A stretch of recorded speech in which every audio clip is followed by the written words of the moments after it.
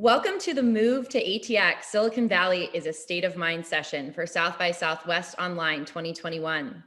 I'm Nancy Feckney, entrepreneur in residence at Capital Factory and partner at Flight Ventures.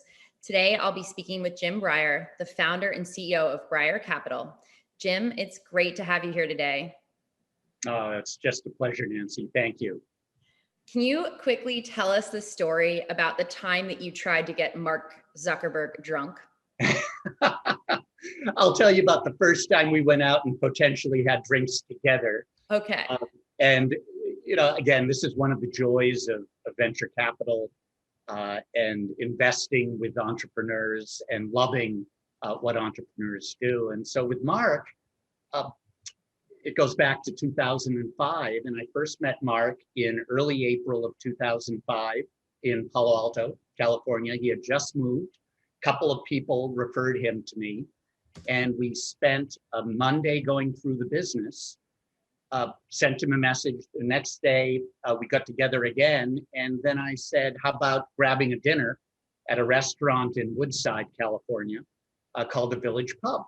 So Mark and I went to dinner that night. And I am passionate about Pinot Noir and Cabernet, and wine's a great hobby, and ordered a Pinot Noir and ordered 2 glasses, and Mark stopped me and said, Jim, I'm sorry, I'm not yet 21. And the waiter was there, and I'm thinking, oh, this is amazing. But of course, he turned 21. A month later, I invested $12 million a week later into Facebook, took a board seat. That was both a personal investment and institutional investment.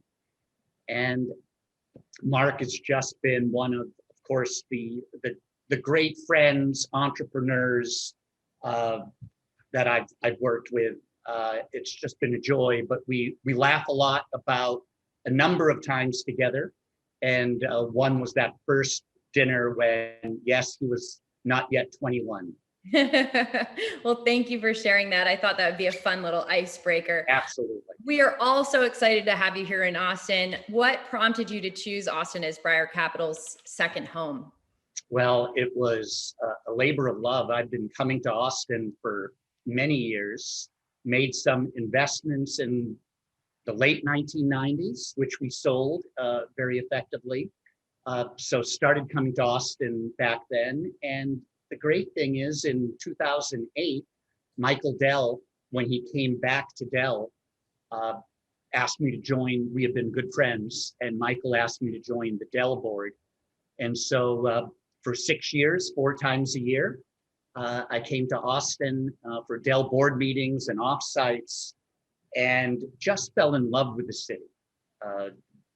Michael, of course, is exceptional in so many ways and very instrumental in having me come to Austin. But my goodness, I love the live music, the Austin vibe, the different neighborhoods, the weirdness, as well as the entrepreneurial opportunities.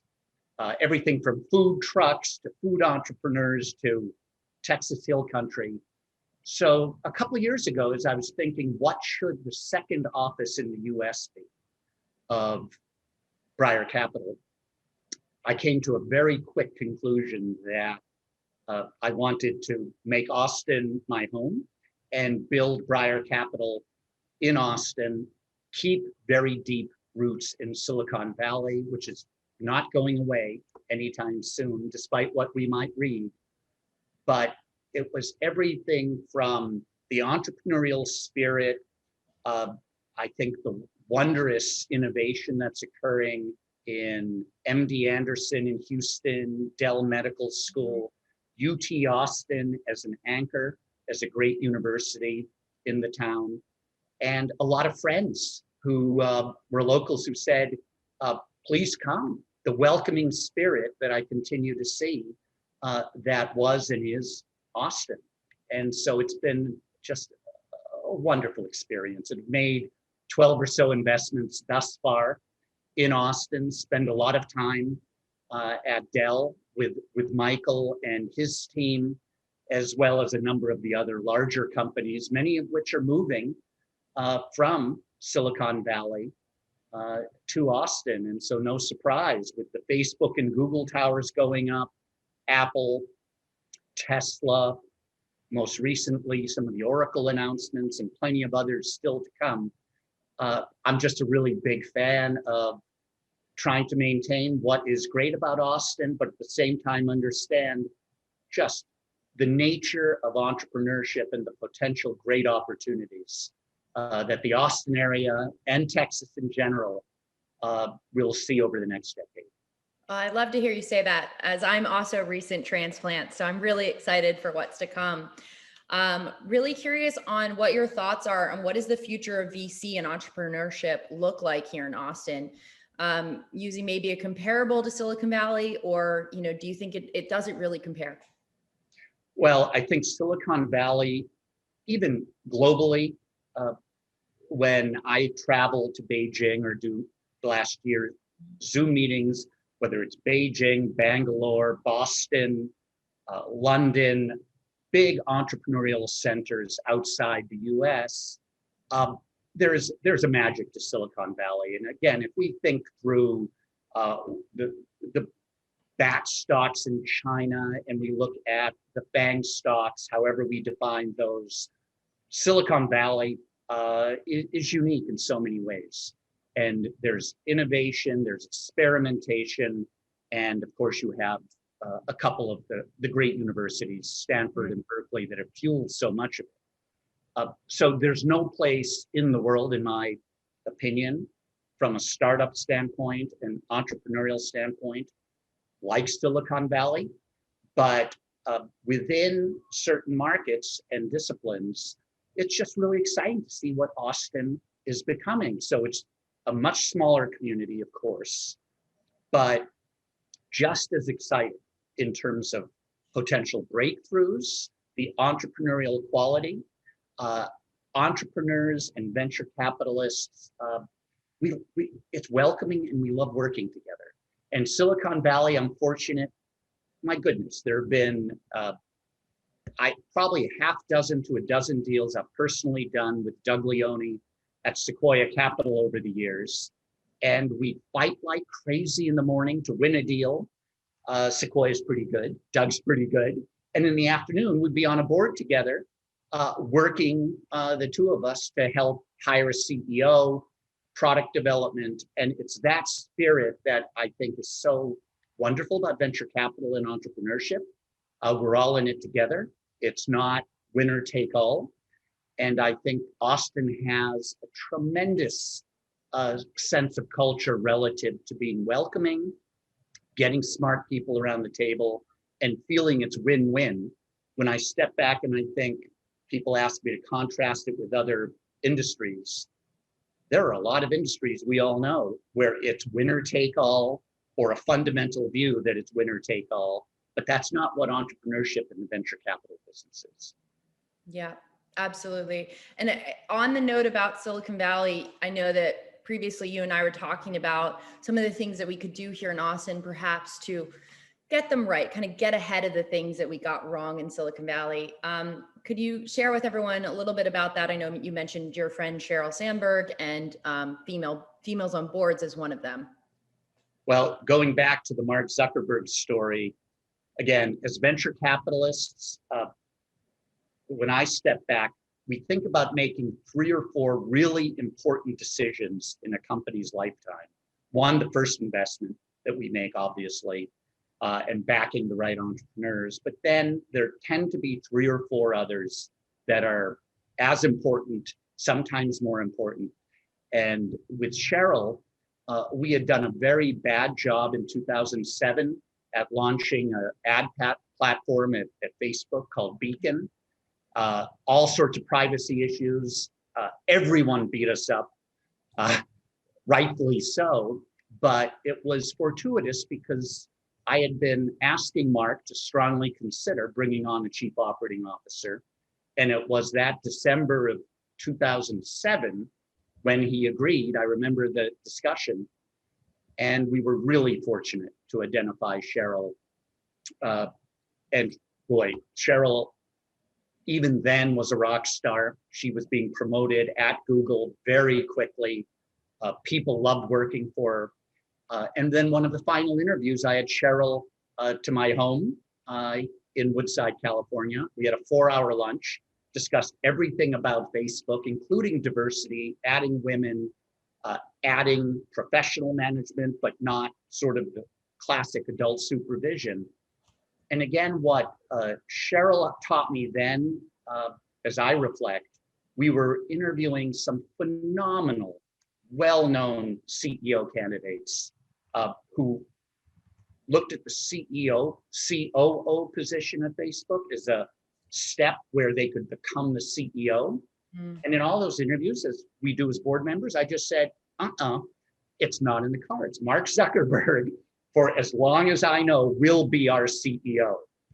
And Cheryl just wanted to know, how is she going to interact with Mark to the best extent possible, hire great people, have real mandates around many of the topics that were important to her. And my goodness, we've been great friends ever since. I'm calling Cheryl or asking Cheryl about references all the time. And it's an example of where in Silicon Valley, we just didn't get the diversity of startups right. One can talk about big tech as well. There are some tremendous leaders. Safra Katz is wonderful. Cheryl, of course. There are many others. Ruth Porat at Alphabet. But when you look at the numbers, you look at what we've done in terms of building Silicon Valley cultures, we did not get right adding female leadership and mentorship early. We did not get right adding underrepresented minorities early in terms of really building vibrant organizations. And I feel like we have a much better chance now, given what we know, at really having Austin be a country and world leader when it comes to not only building big market caps, but companies that also may be B corporations that want to do secondary and third order types of analysis to make sure that it's not just the profits and shareholder value that over the near term is being developed.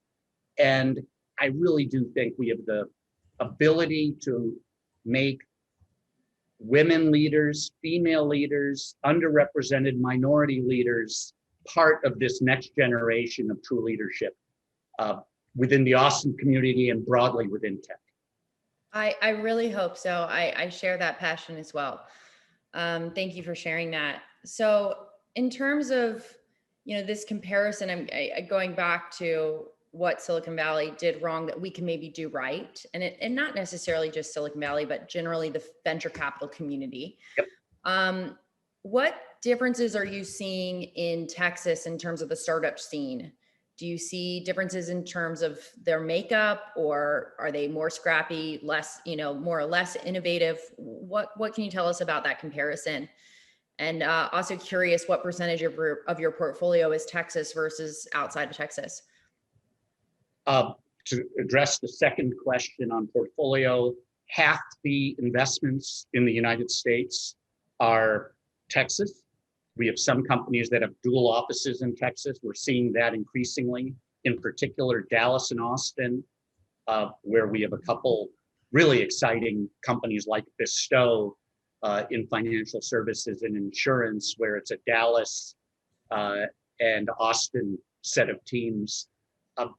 Silicon Valley is far and away still the place where if it's a very deep AI technology, for instance, and the founding team needs to come from Amazon, Google, Facebook, Stanford postdocs, whatever it might be, that very deep technology just is a real advantage within Silicon Valley. And some of the semiconductor and chipsets. So we all are watching just NVIDIA and others, what enormous upside they're achieving. And that's Silicon Valley, and there will be alumni who leave those companies. I just spoke to one an hour ago. They're going to create really exciting next generation companies where perhaps AI on chipsets will make the current generation of semiconductor chipsets look obsolete 5 years from now. But Austin, the scrappiness, the excitement. I think there's a camaraderie where the entrepreneurs are all in it together. And so what I've noticed, there's no surprise. In Silicon Valley, we had wonderful teamwork in many cases, but Facebook, I remember when Google announced Google Plus, we were at a board meeting, and obviously Facebook and Google Plus were not going to have a lot of friendships at that point. Apple announced their social network. Again, that led to great tension. So that is the nature of Silicon Valley. The friend-to-me model does exist, but there's big competition and rivalry, particularly when we're talking about some of the very best companies. And Austin's just more collaborative. The entrepreneurs are talking to each other, working with each other. As you know, Nancy, it's just really exciting. And so I feel the collaboration is at a level that I don't see in Silicon Valley, nor in our Chinese efforts, where again, in China, competitive intensity even surpasses Silicon Valley. How often I hear with our entrepreneurs, and we've been fortunate, Series A investors in Tencent and Baidu, there's room for one. If you sit down with the Tencent management team, always it was, there's only room for one. We're going to be the one. Silicon Valley, you get some of that. And in Austin, that doesn't come up. It's let's collaborate, let's partner, let's bring lots of smart people around the table, have some fun doing it. And by the way, that leads to very exciting outsized outcomes as well. Absolutely. I also would love to say that I think there's about a person a week being introduced to me that was an early employee at Uber or Facebook that has moved to Austin recently. So I hope we're going to get a lot of those entrepreneurs moving here and starting up new companies as well. I would love to touch base on something real quick. It's a very important topic, mental health for entrepreneurs. Do you think there's better work-life balance here in Austin than in Silicon Valley? And do you think that's the new way, or do you think that it's actually, it needs to be more hard and fierce like it is in the Valley?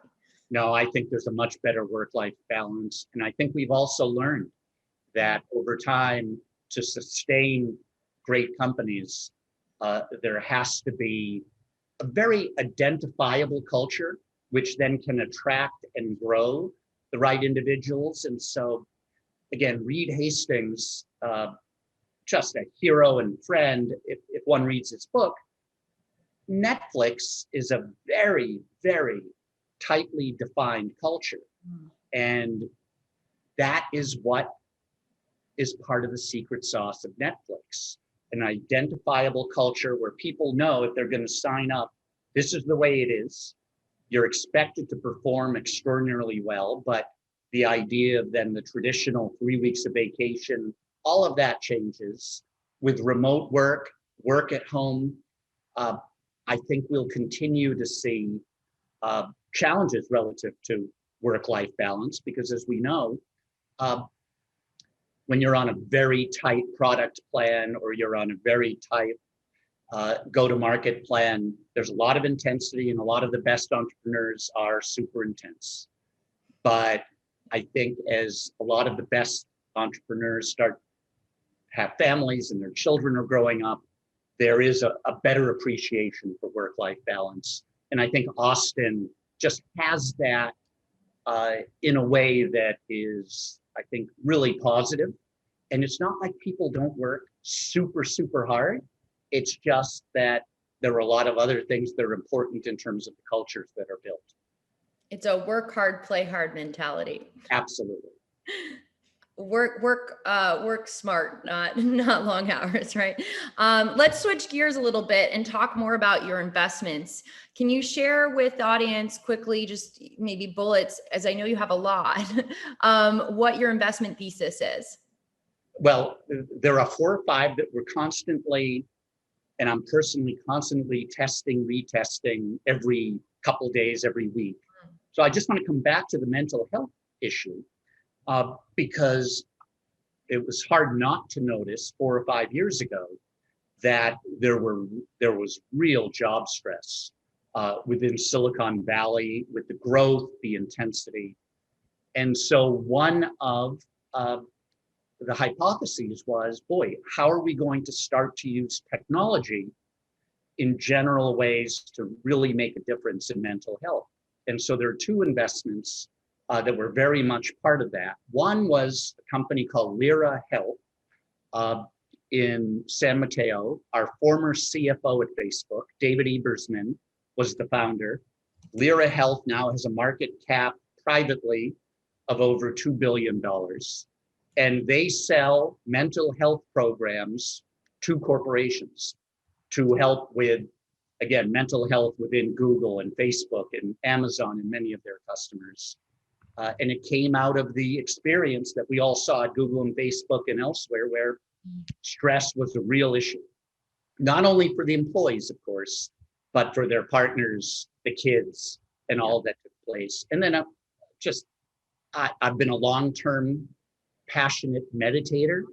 And when I first met the wonderful group down in Los Angeles, when I was looking at, are there meditation apps that really stood out? And my goodness, to sit down with the Headspace team 5 years ago was a joy. Invested in Headspace. Obviously, there are a couple very large now meditation apps in terms of market cap, but that was not the case 5 years ago. And so sometimes the hypothesis comes out of what we see, and then to test, retest. That's how the mental health hypothesis evolved. And now there are a couple others that we've invested in worldwide that are looking at particular pain management and mental health aspects of health. But I'll start with a couple. Facebook was again, testing, retesting hypothesis way back when. I looked at Friendster. I looked at a social network called Tickle. I had looked at MySpace. I felt in those companies there was something going on that was really important, but it wasn't the right team. They didn't have the right thoughts on how to build a true social network. But I felt that social networks, this is when I got right, would be fundamentally important. When I found Mark and found Facebook, it was really easy to move super quickly. Mm-hmm. And to have him understand that I had put a lot of effort and time in to try to understand what would a successful social network look like. There were others like that in e-commerce. Did a series of e-commerce investments, including Etsy in 2008, where felt fundamentally it wasn't going to be eBay and Amazon, that eBay did a lot of things right, but like so many of these hypotheses, I was getting a lot of resumes suddenly from eBay employees and product people around 2005, 2006. And when there's suddenly a big influx of resumes, I know something's not quite right. And it turned out that that led me then to strongly consider what are the other opportunities within what would be next generation or second generation e-commerce. And that led me to find Etsy, a small little company in Dumbo. And again, I have to tell the story because for a couple of years, 90% of our sellers were women, 90% of our buyers. There were other investors and others who said, you've got to change that because if you're not fundamentally breaking through with male buyers and sellers, you're not going to succeed. And it was Jeff Bezos at a dinner in Seattle where I was seated next to him, a Microsoft event, where he had talked to me about buying Etsy. And then I said, it's not for sale. We're gonna run it as a standalone business. And he said, I don't blame you to have that kind of position, 90% female, 90% sellers, buyers, employees, go for it. Don't listen to any of the people who are saying that's a limiting strategy. And so sometimes you're just always trying to test and retest what might be the appropriate hypothesis.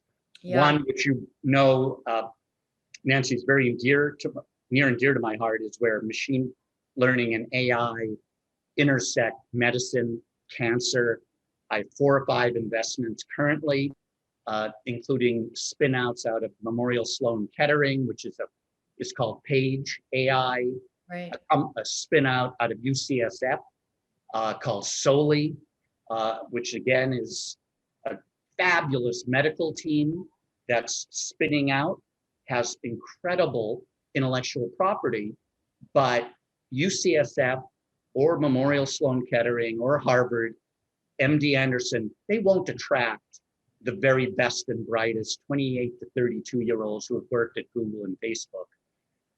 They just don't have the culture. They don't move as quickly. And so that's the hypothesis among a lot of these startups, where I'm talking to several others, the idea of taking what's best about a great medical institution, what's best about the people who have been trained as artificial intelligence and machine learning experts at Google and Facebook and Amazon, Apple, Microsoft, combining those in a startup culture and going for it. And I see another several years of opportunity where medicine and AI and ML intersect, and there's a new generation of companies that are going to knock it out of the park. Absolutely. On that note, I really do have a deal for you. It's called Ellipsis Health. It's Ellipsis Health. It's an intersection of mental health and AI, but we'll talk about that later. We're running short on time, so I'm going to move right into quick fire questions. Yeah. I have not given you prep for, so here we go. How will you adapt to the taco culture versus the juice culture? I love the taco culture and the different the tacos, the food trucks. I've always loved that about Austin, and I've always said when I meet with my friends in Los Angeles, they're always, LA's food truck capital of the world, and I said, no, you're not. It's Austin. So whether it's barbecue, the tacos, the food trucks, it's a great food culture with really great food entrepreneurs as well. Absolutely. What is your most recent favorite book? Oh, the one I read again and again is Danny Kahneman, a behavioral psychologist, where if I could read it once a week, there's a new lesson, thinking fast and slow, balancing all of the different elements of where our intuition makes a lot of sense, but understanding our intuition often can be incorrect. And so that balance can be incredible. I'm reading the Lyndon Johnson series, just the fabulous biographies, the 4 biographies on Lyndon Johnson and Johnson City and what growing up in Central Texas was like when he did it, and then all that went on, of course, in the politics. And as I've said to my friends at Amazon, I am the worst. I probably have 1,500 unread titles in my Amazon collection, but I love buying them and getting to them. So there might be customers out there who are buying more, but they're one of the true tests of any entrepreneur or leader, in my view. Are they voracious readers? Do they love reading? And that is a hallmark of people, particularly at senior management positions or senior positions within venture capital, that I think are essential. Absolutely. A book a week on Audible is my goal, but don't always hit it. Absolutely. One more quick question. If you could have one superpower, what would it be? I think the superpower is to really balance empathy and intellectual curiosity and intensity.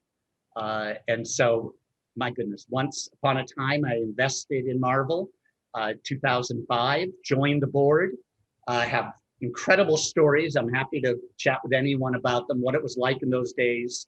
So on the superpowers, I always was an Iron Man fan and a Marvel Universe fan, far more than DC. So that's just a strong bias. All right. Well, Jim, thank you so much. It's been such a pleasure. We're lucky to have you here in Austin, and thank you for doing South by Southwest. Oh, it's great to be here again. And South by is just one of the wonderful events, virtually this year, but hopefully back in person next year. Thanks so much. Thank you. Bye-bye.